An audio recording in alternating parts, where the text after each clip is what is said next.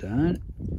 Kom till användning den lilla strömbrytaren som hade till extra leasen på Toyotan. Så nu har vi gjort en liten testmejsel här.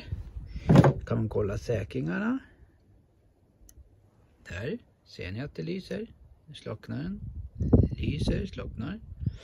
Men då är den där funkar inte. Och kanske ska visa. Den där funkar inte. Den där funkar inte. Inte på någon sida.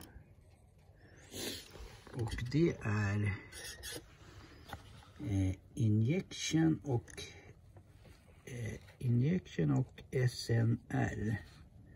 Kan det vara insprutning SR.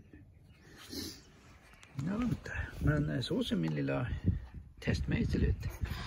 Då har jag ju då satt i den andra änden på jorden eller på minus på batteriet, va? Sitter den. Jag har inte kapat kablarna så de är jättelånga här.